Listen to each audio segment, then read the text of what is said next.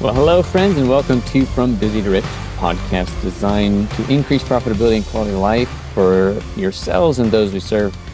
Today, with me, as always, Wes Young and myself, Justin Lakin. We're going to be talking to you about a couple different nuances in the world of our background and really what we focus on in equipping and training new advisors. And it's really the takeaways of what is the key ingredients or elements that we see from a habit standpoint when it comes to high performance people?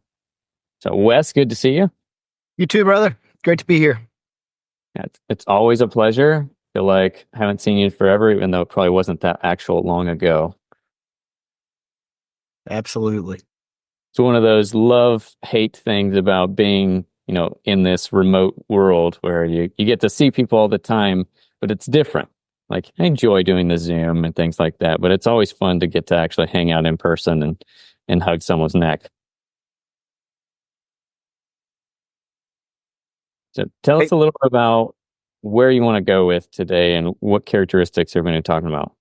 Yeah. So the kind of theme of this is happy habits of high performance people.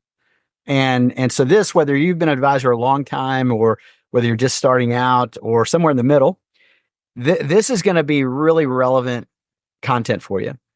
And as there are so many things, as we've coached thousands of advisors and, been them ourselves for a long time, there are things that can radically impact not only the outcomes you get to produce in the business for the people that you're serving and the team that you're a part of, but also the how happy you are in the process of achieving those outcomes.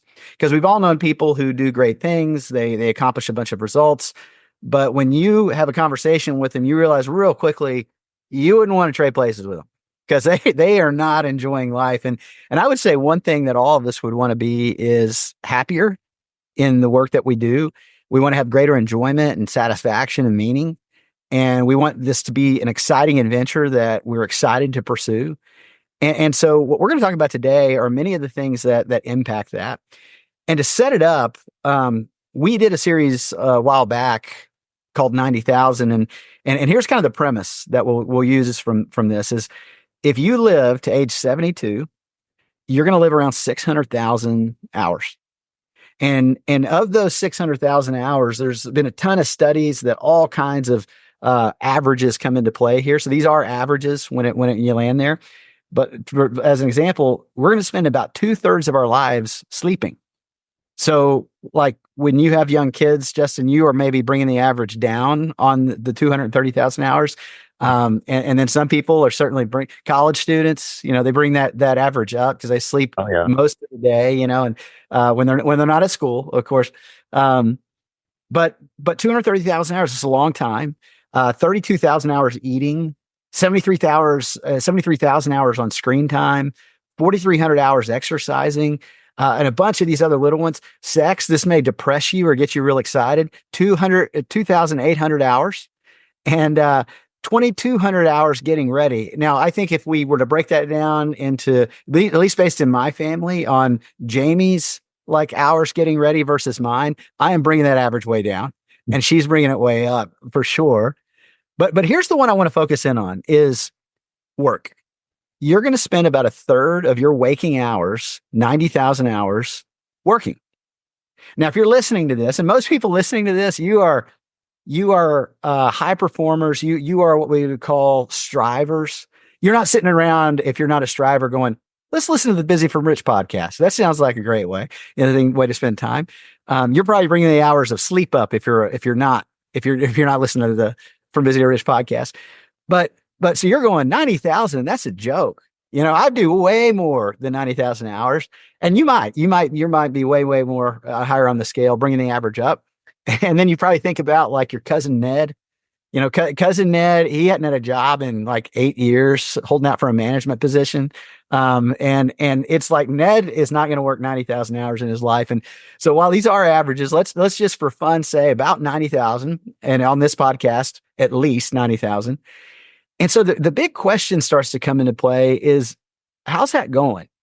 How's that 90,000 hours that you're spending of your life, 1/3 of your waking hours, going?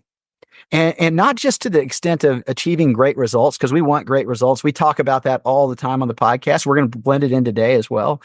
But are you happy? Are you in your 90,000 getting a lot of enjoyment, satisfaction, meaning? And because if you think about this as it relates to a bell curve, and think about the shape of a bell. I know those of you who are listening while you're driving, a bell curve literally is the shape of a bell with an elongated bell at the bottom. So you got the middle, which is very high, kind of slopes down and then goes out wide again until you reach the end. And if you were to divide that bell curve into thirds, a lot of things can be captured in some form of a bell curve. For instance, technology space, and really the adoption of technology is often talked about in the shape of a bell curve, and it made the bell curve kind of famous in this respect, where on the right side of the bell curve, if you're looking at it, you would have the early adopters.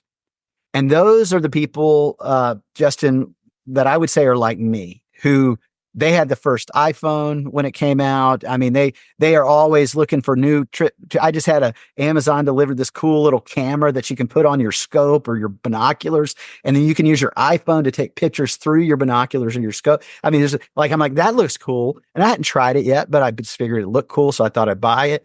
And so that's one side of the bell curve. The opposite side of the bell curve, which again is the smallest portion of the population on each side of the bell curve, if you divide it into thirds, is what we call the laggards. And those are the people that still have the flip phone. Those are the people, as it relates to technology, they're like, I'm not going to, if this breaks, I'm going to try and buy another flip phone until they no longer make them and I cannot buy another flip phone. Then I'll be forced into a future kicking and screaming. But most folks fit in the middle. That's where the most of the population was there. It's certainly like edge one way or the other, but it's kind of like, hey, once you've tested it and once I have enough people out there that are using it and said it works and they like it, I'll go buy that. I'll go embrace that. And so when you think of this as it relates to our work, and when you think of, people that fit on the right side of the bell curve, I want you to think of that means you are extraordinarily happy in the work you do. You have a great amount of enjoyment, satisfaction, and meaning, and you probably produce above average results on a regular basis. It's like work is an exciting adventure that you get to pursue, versus the opposite side of the bell curve, which is these people feel like it's a penalty box between weekends. They wake up they're going to bed Sunday, or they're kind of sitting in their chair Sunday evening going, oh no, here comes Monday and I got to start it all again. It's like an endless flow of problems that I have to solve. And then most people, honestly, it depends on the day, right? It's like, do I fall one way? Depends on the project, maybe, or another. Or is it like most days it's just okay. It's like somewhere in the middle. And a lot of this has to do with how you see yourself and how you see the work you do. As important as the work you do is how you condition yourself to see the work you do. So what I think. Oh, go ahead. Just really quick on that, just as you're talking, I think of it as another way, because I'm super competitive. For those of you who don't know me, it doesn't matter what we're doing for brushing our teeth, I'm going to win. So when you're talking about 90,000 hours, like part of me in my head's like, I bet I can do that in 60,000 hours. And I think that's kind of the point of the conversation is like, that's not really the goal, because you're going to live this period of time regardless. Like, do you want to live whether it's 60,000 or 90,000 hours that you spend actually working? How do you want to spend it? And I think that's more of the focus of your conversation. The points here is what does that look like? Because let's say you get done working in 60,000. Well, what are you going to do after the fact? You're still living to this period. You're not going to sit around and do nothing. So like, what are you doing? And instead of it becoming a race to get away from something, like it's really about how can we create an environment to where that's just part of the nature of the life that we want to live, as long as we are able to live it. Yeah. No, I love that. And I think that's where we want to go today. So I want to spend a little bit of time unpacking this idea a little bit further with what should be people who regularly listen to the podcast, not totally unfamiliar territory, and really get into some very specific practical application that are what we've observed to be the habits of high performance people that are happy in the work they do, that get a great amount of enjoyment, satisfaction, and meaning, and feel like it's an exciting adventure that they get to go pursue on a regular basis.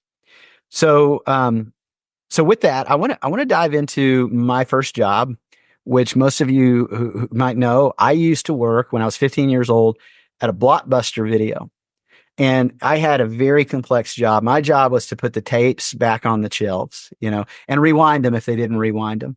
Um, and I made $4.25 an hour. That was the minimum wage at Woohoo. the time. Oh yeah, it was awesome. Bender.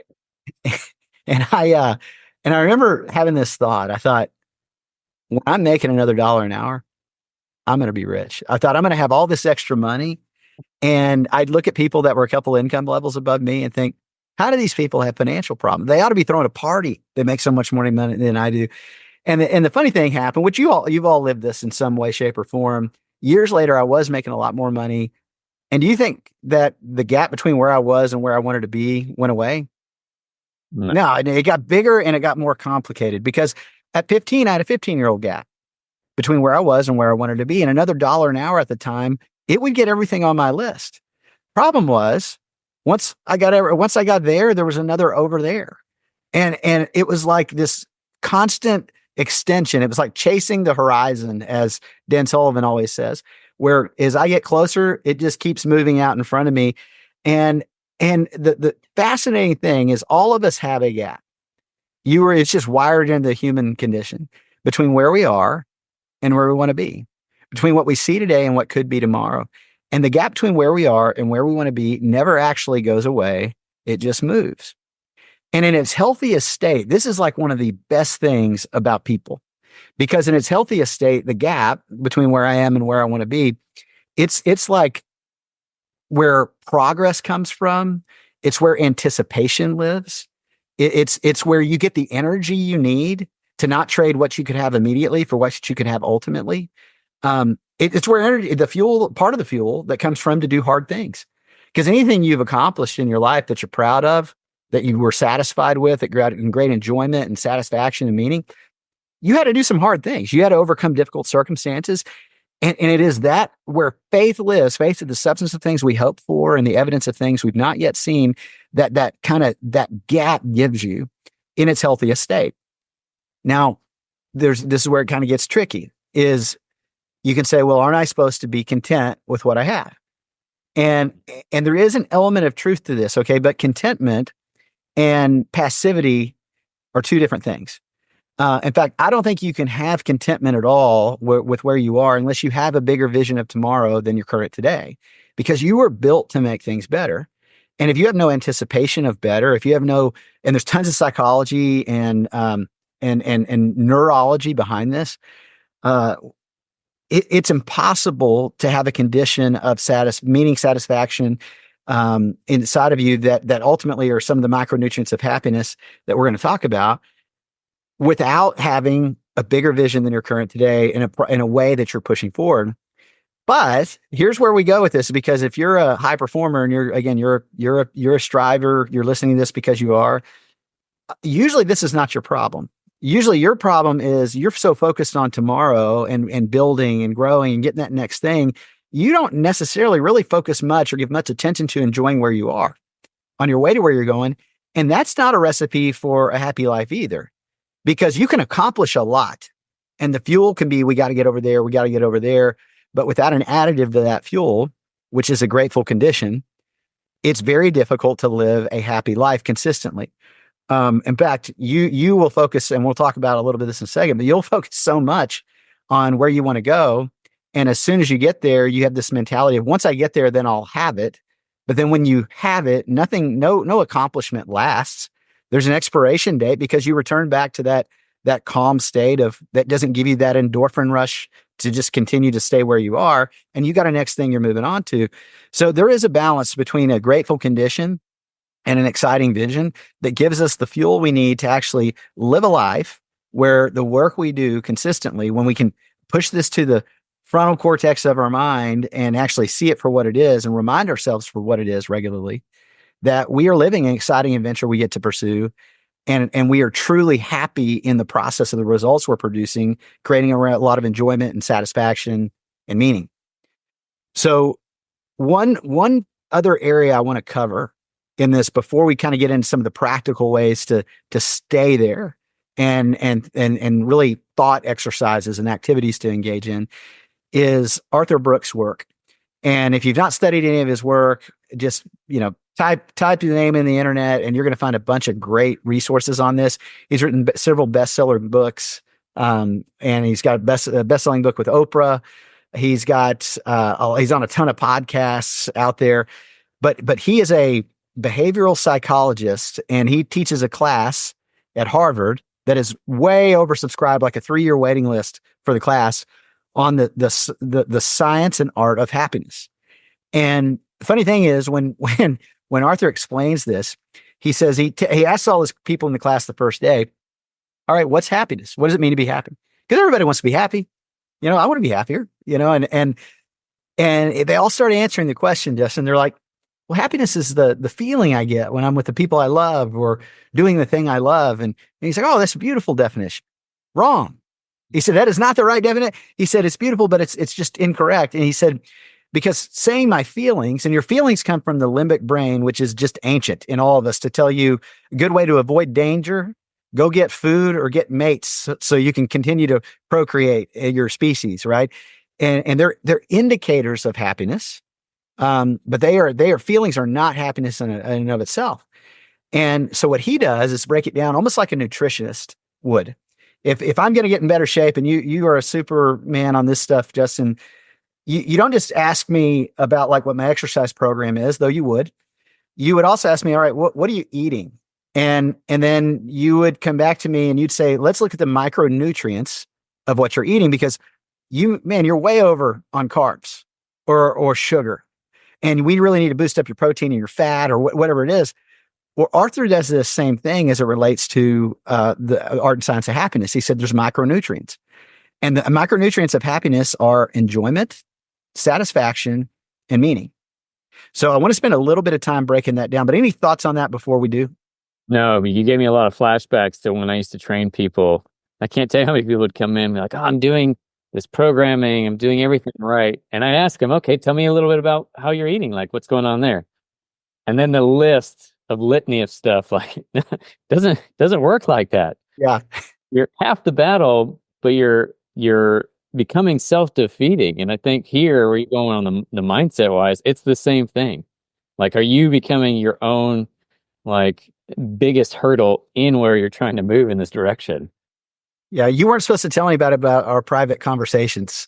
Yeah, I didn't name names, to be fair. You just diagnosed. Yeah. Well, totally true. And so here's the way these break down. So let's talk about each one by itself. So enjoyment. So enjoyment is like 3 components. It's pleasure, and it's people and memories. Okay, pleasure, people, memories. So all 3, though, you got to have all 3. And here's what I mean by that. So the oftentimes, especially now, this is something that especially if you're a real high performer, you can default to, because you're trying to get it quickly, because we need enjoyment. We don't often know that we need it, because we are taught as high performers to delay gratification. We're like, we defer because we are going to get to the next thing, no pain, no gain. And again, not that we do this in all areas of our life, but in your work, if you're a high performer, you've kind of learned to defer a lot of enjoyment. And so the what you'll do is you'll click in on one of those, you'll double click on the pleasure, which I can do by myself with, fentanyl. I can, and it doesn't mean it's good for me. It'll hit that like pleasure node, but it doesn't take a rocket science to understand that that's a recipe for a life of disaster. If the only thing I'm doing in the enjoyment column is I'm clicking the pleasure lever. What you have to end up doing is saying, all right, well, how do I add in moments of enjoyment that involve those 3 things? So like, let's say it's a meal with really good friends that you care about, that's memorable. And what you do is you actually capture that, because humans are one of the only thing on the planet that have the capacity to do this. You can capture it and load it as, this was an amazing moment. This is one a story I'm going to tell. And it's like, I'm sitting in my office right now. I see one over your shoulder there, a nice trophy Nilgai. Nilgai are delicious. If you don't know, they're a great animal. And one of the great things about like why people say, why do you like those deer heads or those animal heads, and Well, a lot of it's because I can look at that one, and every time I look at it, it reminds me of our trip to South Texas, where we hung out in the lodge. We had great meals together, we had great laughs together, and we had this experience of going and hunting these animals. And so it's one of those that even in my life, I can recall that, and you can do it one just as a reminder of, hey, what were some great moments, and you recall stuff like that, and you can then even do it in hard times because it's helpful to remind yourself of those things. I've really had, as bad as this is that I'm going through right now, I've had moments of enjoyment, and we all need play. We all need enjoyment. And if you are a type A driver in your work, this is one of the things you might often need to work on, because you're gonna do it. Now, if you're not, you might want to pick the pedal up, put the pedal down on say maybe not so much enjoyment. Maybe I need to do these other two macronutrients. I've got way too many carbs in here to lose weight, Yeah. right? So And that Neil guy is both. It's a reminder of good times and hard times, because the good times of just the whole weekend we were down there, but then the hard times that came with the two ticks I found on me afterwards. listen, the Oh, ticks are fine. Little me. Lyme's disease, it was Oh, worth it. can't So, scrub myself enough to get that off of my. yeah, and so one is enjoyment. The other one, this one's one so fascinating to me, satisfaction. Um, Satisfaction is, you only can have satisfaction by overcoming hard, difficult, and challenging things. This is, if you're talking to someone who's not a high performer in any area, including yourself, like if you're struggling to achieve the results you want in any area of your life, a lot of times you got to ask yourself, are you actually delaying gratification on something by pushing through hard things? That could be with your diet and exercise program. Could also be a lot of the things at work. I mean, I love a quote that our friend Barry told me the other day. He said, "The magic you're looking for is hiding behind the work you're unwilling to do." Mm. And so many times it's that if I'm willing to trade what I could have ultimately, I mean, what I could have immediately for what I want ultimately, that's where satisfaction lives. And it's amazing because it really does, that anticipation of what might be if I continue to push is really a big part of the gap. And it's what drives the energy I need to do those hard things. But it's an enjoyable energy. It can be if I'm aware of what's going on with it. Here's some of the things with like strivers and high performers in the area of work is, you're taught to invest and never consume, right? So you continue and you don't ever really celebrate the wins. And that's something we're going to talk about, an activity that's going to help you do that. Because here's the deal. If you don't understand this, there's this false idea of that once I get this one, then I can really rest. I can be happy. Problem is, as we've said, the gap doesn't go away. It just moves. They call it the hedonic treadmill. It's like this belief that eventually I'll get there. It's why you win the Olympic gold medal and a month later, you see them just falter in life and go into deep depressions or bad living, because it's like, well, is this it? Is this all there is? And it's just because they're not understanding that, was it Mick Jagger said, I can't get no satisfaction. It's wrong. You can get it. You just can't keep it. Because if you always kept that euphoric feeling when you accomplish something massive by having to push through difficult things, you would be completely unequipped to actually function in a regular way in life. It's kind of the old days, like you had to come back down to equilibrium, had to come down to normal to be ready for the next thing, to be ready for the next spike in what you needed, energy. And it's so true when it comes to this micronutrient of happiness as it relates to what we're talking about today. Yeah, I could see like a relay race where you're just handing the baton off to yourself to run the next leg. There's no point. You're not celebrating the achievement that you made. You're just Yeah, going into the next one, but then it's a never-ending relay race. yeah, Right? Like, there's no end to it. that's You're just right. running around the track. That's Anyone right. who ran around a track for a long distance knows how painful that can be. The same scenery, just looping around Oh, endlessly. that's Yeah. right. And then there's meaning, and meaning is a pretty deep one. And again, all this work, I would really recommend that if you're listening or watching today, you go check this stuff out, because meaning it's pretty deep in its thought. It has to do with this idea of family, friends, and work that matters to others, but there's some twists to it.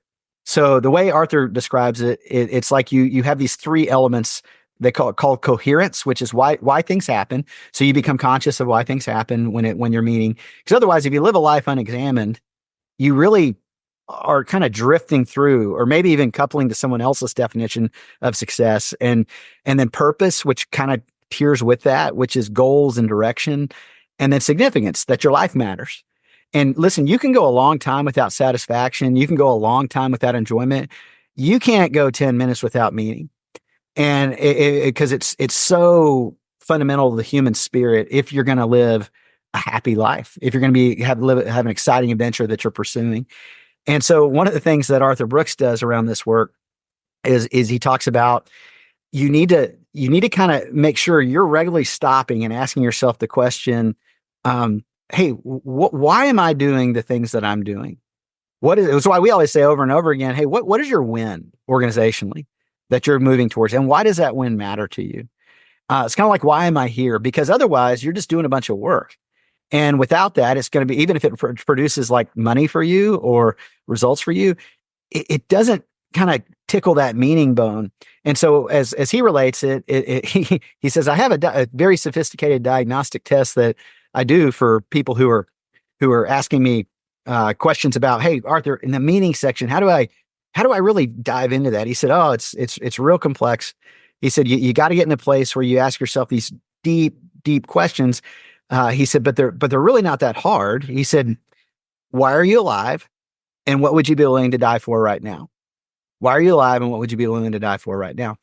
And so a lot of times where people go, and this isn't, I'm not telling you it's the right answer, but that can be related most of the time in those areas of faith, family, friends, and work that matters to others. It's like, why are you alive? Well, God created me to love him and love his people that he made. And he's given me this specific way of doing that through the work that we do with the clients that we serve. And who am I willing to die for? Well, I'm willing to die to give people a significantly better life here on this planet. And so just kind of asking yourself those questions helps you kind of unpack this, but it really does go back down to an exercise I want to dive into here. All these things we've been talking about. Because if we're going to, work health is like physical health. It's not a place you arrive at. It's a condition you continually pursue. And as important as the work as important as what kind of work you're doing is how you see the work that you're doing. So examining these things and asking yourself these questions is incredibly important. So we've got some practical steps, Justin, that I want to give to our people as we close here. And the practical steps I would just put in the categories of regular awareness and attention, or where am I gonna focus my attention or energy? We always say that meaningful financial planning is about the alignment of the use of capital, time, talent, energy, and attention with what you really care about. And so all these kind of things boil down to this, but they will produce much higher results for those of you listening, like economic results. And it's going to help you be happier in the process, help you to have that enjoyment, satisfaction, meaning that are the macronutrients of happiness, and keep you in that place of an exciting adventure you get to pursue instead of the alternatives, which is an endless flow of problems you have to solve, and your work is a penalty box between weekends. So let me just go through these real quick as we close. So mindfulness exercise I would recommend for everybody first is one, all the great coaches or great coaching programs will at some way, shape, or form engage you in. So Strategic Coach that you and I are involved in, Dan Sullivan's, which we highly recommend to everybody. John Acuff's work, John Acuff was on the show a while back. It's all examples of ways for you to become mindful first about gaining a grateful condition and an exciting vision. So there's a tool, we like to call it the Mind Expander, but it's really where you take you go back a decade, right? And again, all these coaching programs have some version of this, but you say, what my decade behind, what were my greatest moments? What were some of the things I'm most proud of in all the categories of life that you care about? But today we're talking about work. So in all the areas of work, what were some of the things you accomplished that you look back on and man, you just celebrate those things? And maybe even pull out your phone and go through your pictures for the last 10 years. Put your age, put like, what was the date 10 years ago? What's the date 10 years now? What was your age 10 years ago of you and your spouse and your kids? Maybe your kids were not in existence at that time, right? What is the age of the kids now? And you just go through those greatest moments list. Then on the other side, you're going to go through your exciting vision. So the decade ahead, in light of that greatest moments list, what's possible? What are some in all the areas? If what you just got to, you have a roadmap of things that light you up, that for you, the uniqueness of you, that created these greatest moments. What's possible 10 years from now? And I promise you a couple things are going to occur. One is you're going to have an amazing sense of gratitude for what's been. It's you're going to use those memories that we just talked about. You're going to bring back memories that you had with people that you did great things with and for, and you're going to be happier in that moment just by that recall, by pushing those things front and center in your mind. And then the other thing is going to give you a lot of confidence to be able to say, hey, what's possible 10 years from now? And then I would recommend you just take what are the top 3 from each? Because again, it's just another way to kind of boil those down even a little further. And then if you want to, then take what are the 1-year goals that as a result of me getting these things. And this is just designed to get you in the ballpark of the thing we're going to do next. But before I move on from that one, Justin, thoughts? No, I think it's critical that people actually go spend some time and put this aside. No matter where you are in your practice, but actually creating time and space for this is amazing. From having done it personally, again, being a strategic coach and some of these other programs, it is really amazing how enlightening it is and telling the story about, more about who you are and what you actually enjoy. Because normally, if we're just looking at future possibilities, you look around, right? You look at other people who've already made it to the other side. But that's only part of the story because you're a unique individual and your makeup's going to be different. And the things you're going to enjoy along the process are going to be different. So, no, I love that exercise. Awesome.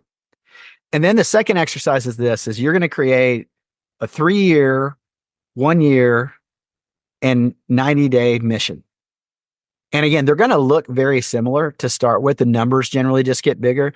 But here's what's critical. And we're going to dive into the like 90-day or 1 year and 90-day here, because I can just expand it out to 3 years past this, but for the sake of time, you're going to have a mission, a business. Now, in this case, we're talking about work. Okay. But you need this in other areas of your life, but specific to your work, here's the critical components.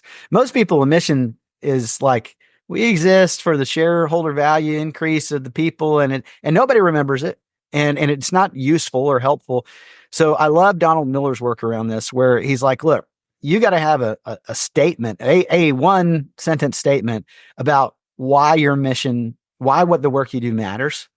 And then you need to have 3 economic drivers with a timeline in order for this to actually drive forward and be useful. So let me give you a specific example. And so whether you're looking at my 3-year, 1 year, or 90-day mission, you're going to have a very similar thing. It's going to say this. It's going to say when clients engage in our annual planning process, it increases their profitability and quality of life. That's it. Then I'm going to have, we will generate X amount in annual retainer fees, X amount in AUM fees, and X amount in commission. That's it. But you need those, okay, no more than 3. You need those economic drivers, and then because you're putting it in these timelines by over the next 90 days, or you can extend that out and say over the next year, but you need a timeline on it, because that's the only thing that tells you go take action. Here's exactly what the results we want to achieve are, and here's why the results we want to achieve matter.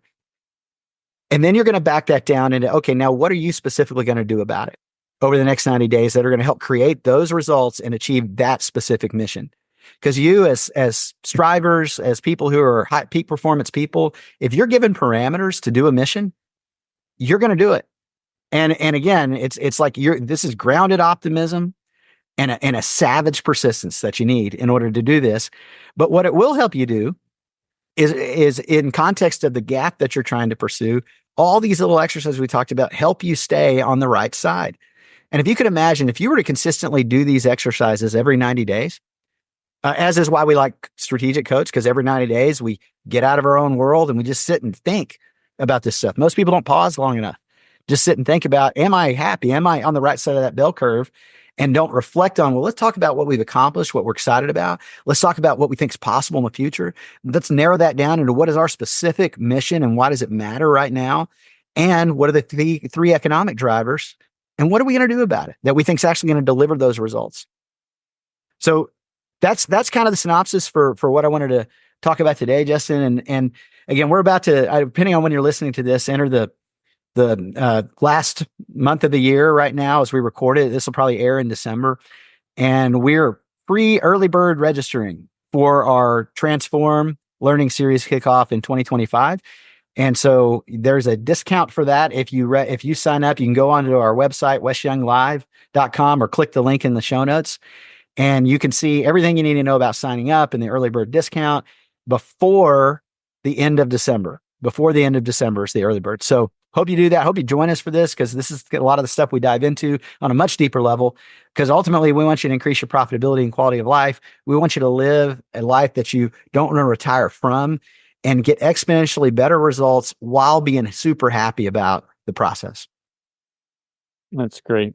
So for those of you listening, if you want to lose 20 pounds over the next 10 years, great. But you don't necessarily need to start today. You say, I want to lose 20 pounds in the next 5 hours, unrealistic. It's building the balance between the two, making sure it's going to be something that pushes you, but forces you to get moving on it, but then also is realistic in the achievability. And maybe for you, the next 90-day thing is joining us for that next Transform. Whatever it is, start creating some momentum, and you'll be shocked and utterly surprised at where you land, a year, 3 years, 5 years down the road. So thank you all for listening. Really hope you enjoyed it. And please feel free to go click the link down below. You can leave us an audio message. We'd love to have your feedback, looking at new content, other ideas, or ways that we can make this better for you. Thank you again.